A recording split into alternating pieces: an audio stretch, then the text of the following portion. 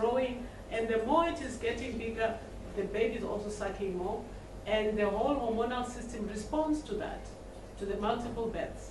And the mother should be able to successfully breastfeed, but the mother needs support. She cannot do it on her own. She needs the help of family members to ensure that she's also well fed. She has all the support in the household. Thank you. Yes. Just to complete, I want to know in what age they can stop giving food to the baby? Breast milk. In what age they can stop giving the food to the baby?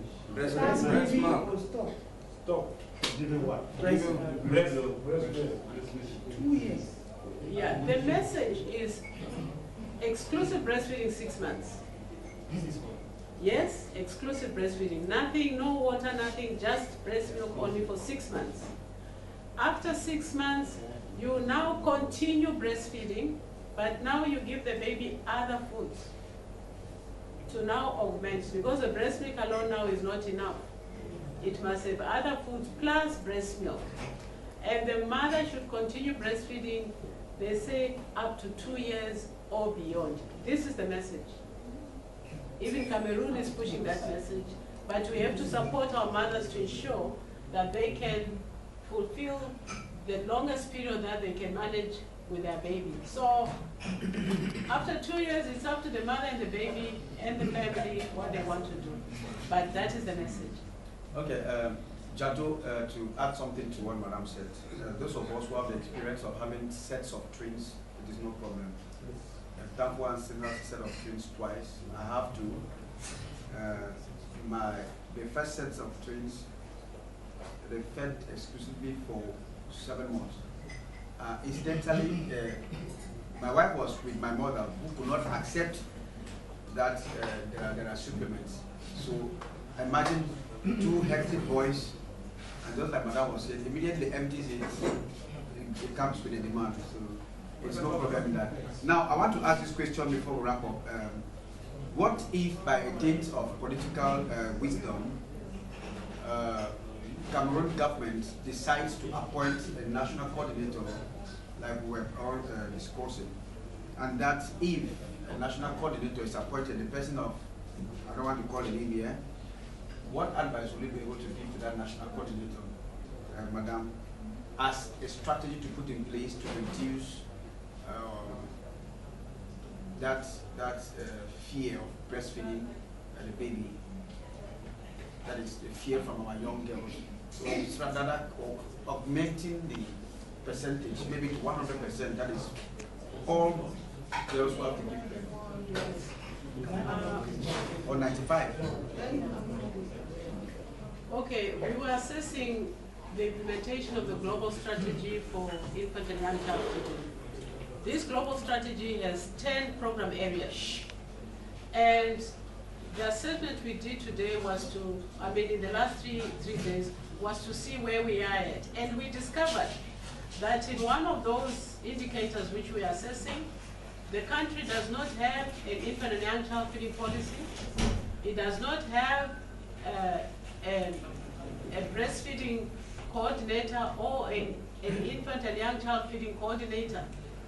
Now, when this is in place, you will have the coordinator working together with the infant and young child feeding committee to ensure that the global strategy is fully implemented.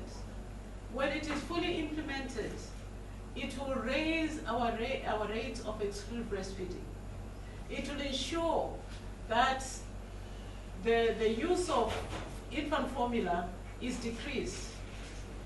It will ensure that our babies are fed for the longest duration possible as we are recommending. It will ensure that children are adequately fed with the correct complementary food based on what is available in the home. So these are like the 5 practice indicators which we are watching when we have a committee in place, a coordinator in place, to ensure that the strategy is implemented. So if Cameroon can ensure that we go back to basics, let's look at the global strategy. What is it asking us to do? And we do it. And firstly, it is to ensure that we have a committee in place, we have a coordinator in place, who will now be responsible for implementing, ensuring that this strategy is implemented adequately. Otherwise, we can talk about it, as long as there is nobody responsible for it, it will not happen. So by putting this structure in place, I think Cameroon will go a long way in ensuring that the global strategy is implemented, and it will be just for the best of our babies here in Cameroon. One last question, thank you. Ayo Thomas, Swedafa. Yes, Madam Coordinator. We all know exclusive breast milk for 6 months. It's a fight in Africa. I want to look at this point, the point of the interest. What is IBFAN doing? That is to see what strategies do you have when it comes to this conflict of interest with the other companies that produce milk against our natural breast milk? Okay. The main strategy we have is that we support governments to implement and enact the Code of Marketing of Breast Milk Substitutes, because that is the first tool which will ensure that companies can comply to regulations that the country puts in place to control their aggressive marketing practices. Companies will always be selling their products. We are not disputing that. What we are disputing is the aggressive marketing practices that they use to undermine breastfeeding, to make mothers believe that breast milk is not good enough, or they don't have enough milk, this and that. And you've got other companies who are also coming in with their feeding bottles, fancy feeding teats. And the mothers feel that is the best, and yet they have the best. So by implementing the Code of Marketing of Breast Milk Substitutes, enacting it into national law, companies have to comply with that code. So IBFAN has a very strong program of training. We train those countries that have not yet implemented the code. We will go there and we work with them, we advocate with them, we work with them, we train them, and they start working on implementing their, enacting the code. A case in point, recently, last month, Kenya has actually got a whole act now on the Code of Marketing of Breast Milk Substitutes. So we do that working with countries, but that is not enough. Once the country has a code in place, a national law in place, that law must be now enforced and monitored, because companies have a tendency to violate that regulation. So we must watch out now, strengthen the countries, their capacities in code monitoring training. We provide that training for them. And then now they know how to monitor. So they can now watch out and enforce the law and ensure that companies do not misbehave and violate the national regulation. I just want to add a small point here, that the working mother is another person who is very neglected in all this what we've been saying. We have been talking of the virtues of breast milk, but are we ensuring that our working mother can also benefit from it? And that baby of that working mother can benefit. That's another area of work which even Cameroon, in our assessment, that area has come out to show that we are not performing very well in terms of supporting the working mother. She needs the help. And how does she need the help? We have to look towards the ILO Convention on Maternity Protection, 183 of 2000. That convention gives us some way of giving better support to a working mother.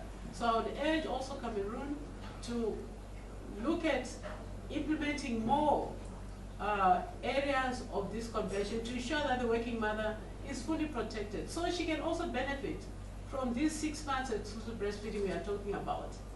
We cannot, on the one hand, one ministry is extolling the virtues of 6 months exclusive breastfeeding. Other ministry has got laws which only give a woman 3 months. There's need to harmonize this at some point.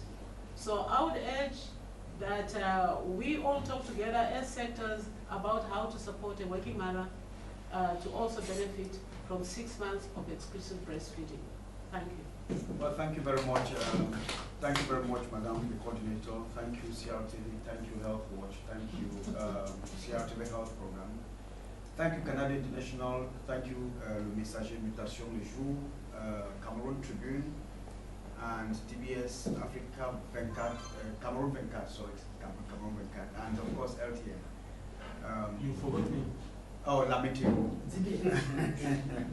DBS to Equinox TV, thank you very much. All media men. Go tell this story over the news, the mountains, and everywhere. That breast milk is the best. And don't invite lions into your house or your houses because it will not be well with you as a father if you have a lion and people will not visit you. Thank you.